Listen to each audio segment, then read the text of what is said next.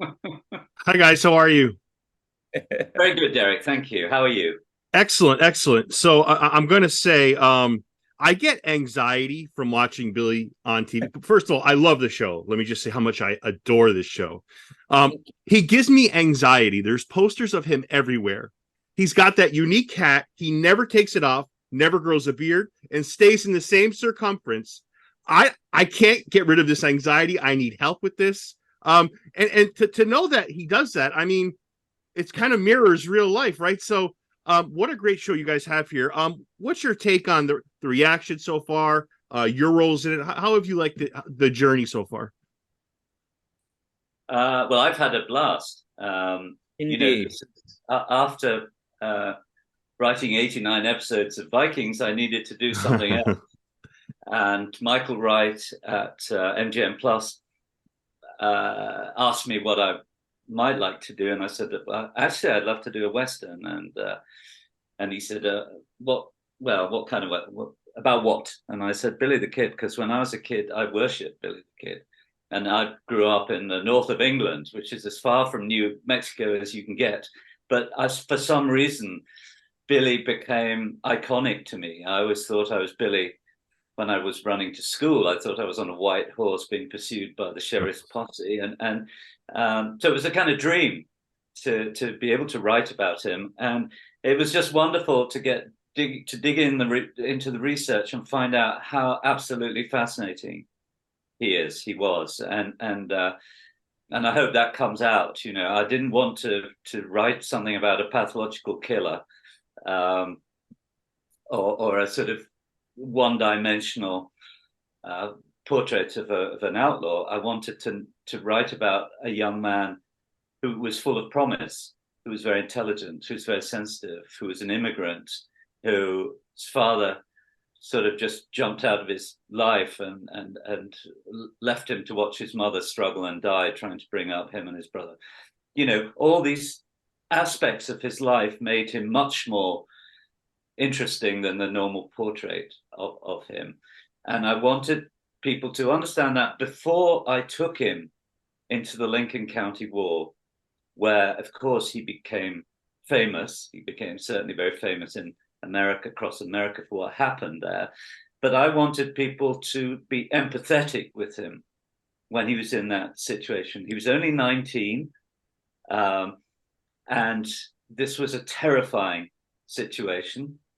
Although Billy always astonishes me because I'm not sure that he really knew fear very much, but he was an extraordinary character. And of course, then as Donald says, that season two is very much more, a Western. It's a real Western, and there's a lot of shootouts and there's a lot of violence, and it's dark and edgy, and it has all the things you want in a Western, and killing the sheriff and all that. It's wonderful, but it's being done by people you now know quite a lot about and understand, and you understand something of the political situation in New Mexico and who's actually running it, and all those things to me enrich a story and make a story important. Donald, did you want to add anything to that? Just that, as a producer, and we wake up every morning and it's like, let's put on a show, right? And we're so lucky to do it. It's a dream come true, but you have brilliant material with complexities in it, like Michael has written, and then to go out there into this beautiful, vast, open Western landscape and actually be there with cowboys and horses. Mm. It's fantastic. It's really like a blessing. From, So it's yeah, great. well said of both of you. There's a temptation for those that might not know the Wild West. I think sometimes he gets lumped in with Jesse James, Butch Cassidy, Cole Younger. The truth is, he couldn't be more different. I mean, Right. yes, you could say they're all criminals, yeah, for sure. But Right. Billy was sure as hell no thief. And I love that part of it. I did want to ask one quick thing. So I'm 5 episodes into season two, and again, I absolutely love this show. Did I miss something? Did we change John Tunstall's? Did we go from Ben Sutherland to Linus Roach? Is that something that happened, or did I miss something? No, No, that's something that happened. Yeah, yeah, we made, yeah. Yeah, because I have to say, I think they're both phenomenal actors, but I feel like Linus's age and demeanor suit him for what is coming up in season 2 for those that are about to see it. And that's not a shot on Ben. I felt it would be awkward if Ben is given fatherly advice when he looks 20 years younger than Billy does. But again, wonderful, wonderful show, and I'm loving what I'm seeing so far. Anything on that?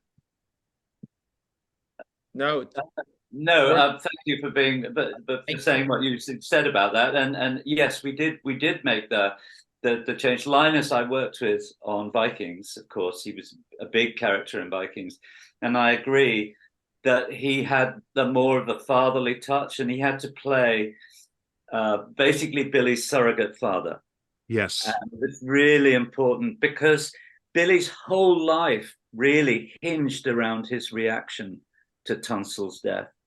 So we had to feel very, very deeply about Tunstall and his demise. And, you know, so it was a difficult decision, but I think it was the right one. Yeah, yeah. And you know, I have to say I'm really excited to see how Pat Garrett unfolds in this whole story because I find him like I'm a big history buff, so like you know how it turns out in real life. And I'm so excited to see what this show does with it. And just to piggyback on that too, guys, I wanted to say that I love how this hasn't just been a shootout, you know, violence, guns, people dying. It's a storytelling. Like Billy the Kid is a human being who has suffered real life loss. It's not this guy going around killing people. That's the easy way out. And I love the way this has been put together by you guys. Thank you so much for that. Yeah. And a couple more things to thank you for this. You know, one of the things is I never understand why people like to poke at Billy at times. Like it's almost like inviting Hannibal Lecter over for dinner, and they know who he is, they know what he's capable of, and they still try to provoke him. I turn to my wife, I go, I'm going to go insane. Like I can't believe they're doing this. But talk about Billy's demeanor, and I'm going to tell you, Tom, his eyes, his face, oh my goodness. Like he's got that steel look that Billy has. I don't know. I love the casting. I love the show. Whatever you guys wanted to say about the ramblings I've just thrown upon you. No, I love your ramblings. Thank you very much. It's been great to hear you. And Tom is amazing. He's the perfect Billy. Perfect Billy. And I could say one of the reasons why maybe people keep poking him like that, as you say, and it's like, what are they thinking? It's because he was a very multi-dimensional character. You know, he was a smart, deep guy. He wasn't just, you know, a crazy outlaw. So I think coming into contact with Billy, it wasn't what one would expect necessarily. And I think that kept people off balance. I think here's a guy who has already built a pretty big reputation, who's on wanted posters in many states, whose reputation goes before him now. When he walks into a bar, he looks like a kid. Yeah. And the guy who's already taken a lot of whiskey on board, you know, is going, why have people failed to take this guy out? He's a kid. You know, they're just stupid people. I could do it.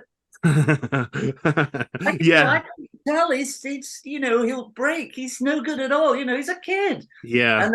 And then they and then they sort of reach for the gun, and then it's too late. You know, it's like You know, he only lived at 22. He reminds me very much of Joan of Arc. You know, my last question I wanted to ask you was there was a movie that came out. I want to say a couple of years ago. I love the movie and I love the show. They're not related. It's called Old Henry. And there's a wonderful twist, and I love the movie as much as I love this show. And I just think you guys have something really special. You focused on telling a story, not kind of showing a 80s action movie, you know. What else can you say about season 2, and for those that are big fans like me of this fantastic show? Well, I would say you have to watch it. No question about that. Yeah. But also the further evolution of Billy as a man, you know, and the reason that we want to keep going, because he's fascinating, and really Michael really gets the humanity out of him. So he's not reduced to just being a black hat villain at all. Yeah. He's a complicated, interesting character who really strived for something. Yeah, and the one of the characters that I found, he's only in 2 episodes, and the actor did such a wonderful job. I found Henry Antrim to be the most unlikable character in the whole show. Like, kudos. Yeah. Like, I wanted to. My wife says, "Don't do it." I'm going to punch the TV. I can't take this guy anymore. But he was so good. Like, I loved it. I loved it. Last question, I promise. So, do you guys think, is there anything redeemable about Jesse Evans? Is there anything that I love the way he's always been kind to Billy? Like, I'm surprised they haven't killed each other. Is there anything redeemable about him? Well, that's an interesting question. I mean, my reaction is actually certainly in season 2 to watch him, and he doesn't have to do very much. He almost has to do nothing, and you think, oh my God, what a dangerous guy. What the hell this guy is, is so dangerous. And that's kind of mythic, I mean, if you'd met Alexander the Great one day, one day you say, oh my God, you would feel something. You would have this response. And Jesse is it's a great performance. It's a great performance. And Jesse will frighten everyone, but he doesn't frighten Billy, and the way they met in the first place, that Billy he was a couple of years younger. Jesse was so cool, but Jesse is still cool. He's really cool. And I do think there is, an element of him that's redeemable in the sense that there's still that humanity inside of him. You see how he genuinely cares about Billy, and that friendship and that allegiance, that's what's not enabling him so far to pull the trigger. Kill him. That's right. That's why so far he can't kill him. Yeah. And you could actually see him processing on screen. You could see him like going through it. Nothing is like a quick reaction. It's always thoughtful. Yeah, that's great. Guys, I'm big fans, and thank you so much for this time today. You guys are awesome. Thank you very much. Thank you, Derek. Appreciate it. Derek. Take care.